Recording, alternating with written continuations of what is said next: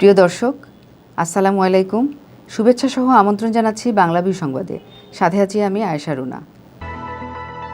সিলেটে এসেই রায়হানের পরিবারের সাথে দেখা করলেন নবনিযুক্ত পুলিশ কমিশনার নিশারুল আরিফ।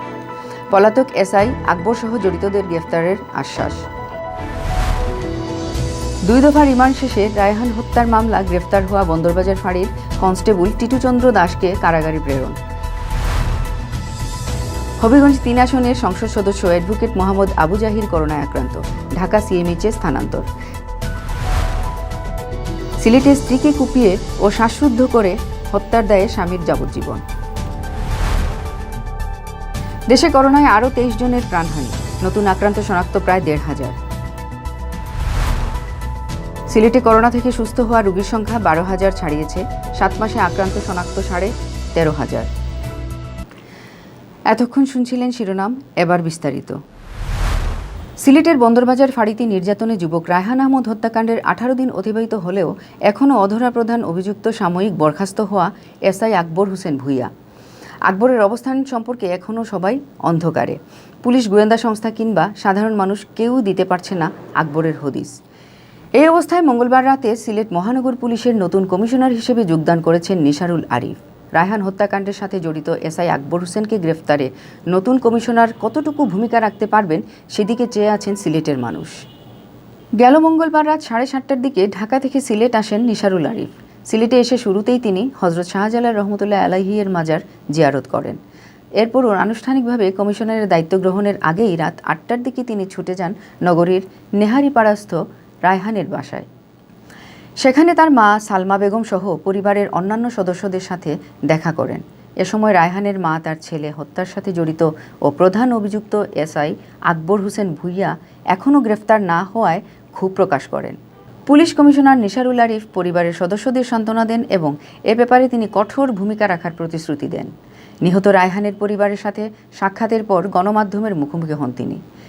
এ সময় তিনি বন্দরবাজার ফাঁড়িতে ঘটে যাওয়া ঘটনার জন্য দুঃখ প্রকাশ করেন। এসআই আকবর সহ যারা এ ঘটনার সাথে জড়িত ছিল তারা পুলিশ বাহিনীর জন্য কলঙ্ক বলেও মন্তব্য করেন তিনি। নিশারুল আমিন বলেন, রায়হান হত্যাকাণ্ডের অভিযুক্তদের চিহ্নিত করে আইনের আওতায় আনা সহ বিশেষ অ্যাসাইনমেন্ট নিয়ে তিনি সিলেট এসেছেন। সিলেটে যোগদানের আগে স্বরাষ্ট্রমন্ত্রী, পররাষ্ট্রমন্ত্রী ও আইজিপি তাকে প্রয়োজনীয় পরামর্শ ও দিক নির্দেশনা দিয়েছেন। সেই আলোকে তিনি কাজ করবেন। এসআই আকবরকে গ্রেফতারের ব্যাপারে আশাবাদ ব্যক্ত করে তিনি বলেন, তাকে গ্রেফতারে পুলিশ সর্বোচ্চ চেষ্টা করছে। তাকে কোথাও দেখা গেলে সাধারণ মানুষের উচিত তাকে আটক করে পুলিশে সোপর্দ করা।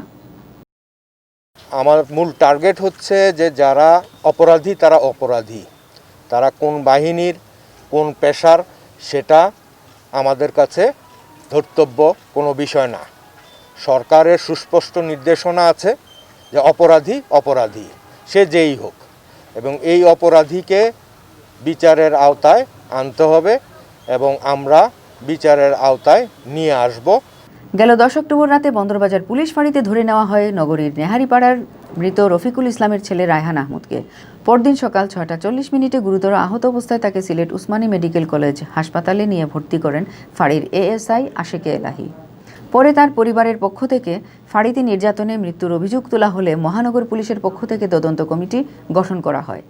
ওই কমিটি দায়িত্বে অবহেলার প্রমাণ পেয়ে ফাঁড়ির ইনচার্জ এসআই আকবর হোসেন ভূঁইয়া সহ 4 পুলিশ সদস্যকে সাময়িক বরখাস্ত ও 3 সদস্যকে প্রত্যাহার করে।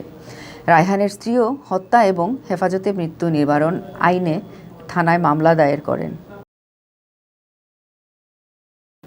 সিলেটের বন্দরবাজার ফাঁড়িতে পুলিশের নির্যাতনে নিহত রায়হান আহমদ হত্যা মামলায় গ্রেফতারকৃত কনস্টেবল টিটু চন্দ্র দাসকে রিমান্ড শেষে আদালতে হাজির করে কারাগারে পাঠানো হয়েছে। বুধবার দুপুরে কঠোর নিরাপত্তার মধ্য দিয়ে সিলেটের অতিরিক্ত মেট্রোপলিটন ম্যাজিস্ট্রেট আদালতে তাকে হাজির করা হয়।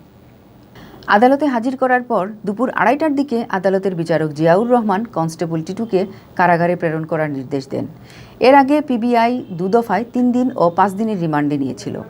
রোববার দ্বিতীয় দফায় সিলেটে অতিরিক্ত মেট্রোপলিটন ম্যাজিস্ট্রেট আদালতের ভারপ্রাপ্ত বিচারক জিয়াউর রহমানের আদালতে মামলার তদন্তকারী কর্মকর্তা পিবিআই পরিদর্শক মহিদুল ইসলাম টিটু চন্দ্রের 5 দিনের রিমান্ড আবেদন করলে বিচারক 3 দিনের রিমান্ড মঞ্জুর করেন। গেল 20 অক্টোবর পুলিশ লাইন্স থেকে টিটুকে গ্রেফতার করে 5 দিনের রিমান্ডে নেয় পিবিআই। অন্যদিকে রায়হান হত্যা মামলায় গ্রেফতারকৃত কনস্টেবল হারুন রশিদকে শনিবার 5 দিনের রিমান্ডে নেয় পুলিশ। আসামি টিটু চন্দ্র দাসকে আমরা পুনরায় 3 দিনের রিমান্ডে নিয়েছিলাম। 3 দিনের রিমান্ড শেষে আজকে বিজ্ঞ আদালতে সুপর্দ করি। বিজ্ঞ আদালত তাকে কারাগারে প্রেরণ করেন। কনস্টেবল হারুনের রিমান্ড শেষ হবে আগামীকালকে। আমরা আগামীকাল কনস্টেবল হারুনকে কোর্টে সুপর্দ করব।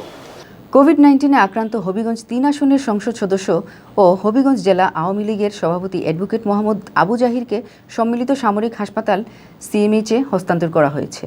বুধবার সকাল 10:30টায় হবিগঞ্জ থেকে এয়ার অ্যাম্বুলেন্স যোগে তাকে ঢাকায় নিয়ে যাওয়া হয়। এমপি আবু জাহিরের ব্যক্তিগত সহকারী সুদীপ দাস জানান, গেল 25 অক্টোবর মোহাম্মদ আবু জাহির নমুনা পরীক্ষার জন্য দিলে পরদিন তার রিপোর্ট পজিটিভ আসে। এরপর এক রাত তিনি নিজ বাসভবনেই হোম আইসোলেশনে ছিলেন। পরে প্রধানমন্ত্রী শেখ হাসিনার নির্দেশে এমপি আবু জাহিরকে ঢাকা সিএমএইচে হস্তান্তর করা হয়। দেশে করোনা আক্রমণের শুরুর পর থেকে এমপি আবু জাহির তার নির্বাচনী এলাকার মানুষকে সচেতন করার লক্ষ্যে গ্রামে গঞ্জে ছুটে বেরিয়েছেন। করোনায় আর্থিকভাবে ক্ষতির সম্মুখীন হওয়া মানুষদের বাড়ি বাড়ি সরকারি ও নিজের উদ্যোগে সহায়তা পৌঁছে দিয়েছিলেন।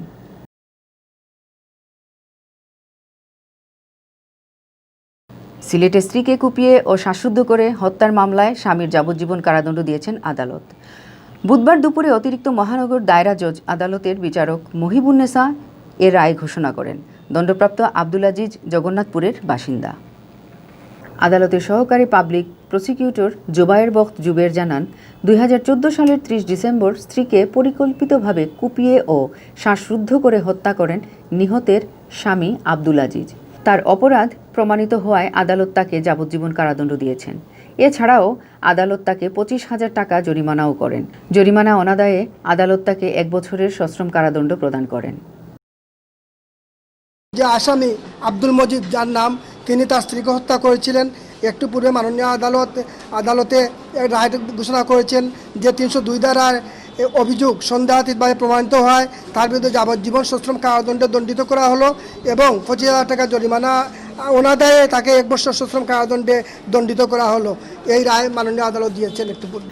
করোনা ভাইরাসে আক্রান্ত হয়ে 24 ঘন্টায় সারা দেশে 23 জন মারা গেছেন। তাদের মধ্যে পুরুষ 19 জন ও নারী 4 জন। এ নিয়ে ভাইরাসটিতে মৃতের সংখ্যা বেড়ে দাঁড়ালো 5,861 জনে। বুধবার বিকেলে স্বাস্থ্য অধিদপ্তরের অতিরিক্ত মহাপরিচালক অধ্যাপক ডাক্তার নাসিমা সুলতানা স্বাক্ষরিত করোনা বিষয়ক এক সংবাদ বিজ্ঞপ্তিতে এসব তথ্য জানানো হয়। বিজ্ঞপ্তিতে বলা হয়, করোনা ভাইরাস শনাক্তে গেল 24 ঘন্টায় দেশের 111টি পরীক্ষাগারে 12,506টি নমুনা সংগ্রহ করা হয়। আগের কয়েকটি মিলিয়ে পরীক্ষা করা হয় 13,367টি নমুনা।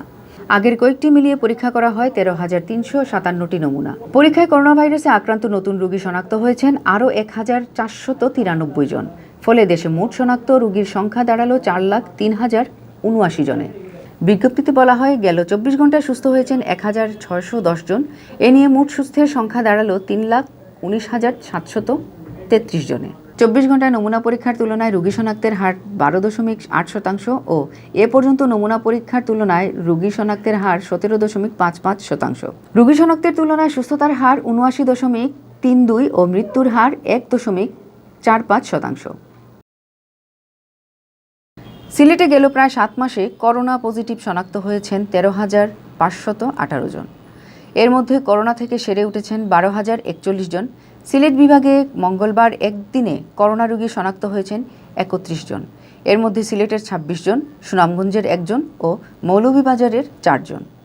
বুধবার সকাল 8টা পর্যন্ত সিলেট বিভাগে মোট করোনা রোগী শনাক্ত হয়েছেন 13,518 জন। এর মধ্যে সিলেট জেলায় 7,536 জন, সুনামগঞ্জে 2,401 জন, হবিগঞ্জে 1,805 জন ও মৌলভীবাজার জেলায় 1,776 জন। এদিকে গেল 24 ঘন্টায় বিভাগে করোনা থেকে সুস্থ হয়ে উঠেছেন 46 জন। এর মধ্যে সিলেটের 38 জন, সুনামগঞ্জের 7 জন ও হবিগঞ্জের 1 জন। এই 46 জনকে নিয়ে সিলেট বিভাগে করোনামুক্ত হলেন 12,041 জন। এর মধ্যে সিলেটের 6,524 জন, সুনামগঞ্জের 2,342 জন, হবিগঞ্জের 1,517 জন ও মৌলভীবাজারের 1,658 জন। সিলেট অঞ্চলে বুধবার সকাল 8টা পর্যন্ত করোনা আক্রান্ত হয়ে হাসপাতালে ভর্তি ছিলেন 61 জন। এর মধ্যে সিলেটে 52 জন, সুনামগঞ্জে 3 জন, হবিগঞ্জে 1 জন ও মৌলভীবাজারে 5 জন। এদিকে গেল 24 ঘন্টায় সিলেট বিভাগে করোনায় কারো মৃত্যু হয়নি। তাই আগের দিনের মতো মৃতের সংখ্যা 226-এই আছে। এতক্ষণ শুনছিলেন বাংলাভিউ সংবাদ। এরপর প্রচারিত হবে সিলেটের আঞ্চলিক ভাষায় সংবাদ। দেখার আমন্ত্রণ রইল। সাথে থাকার জন্য ধন্যবাদ।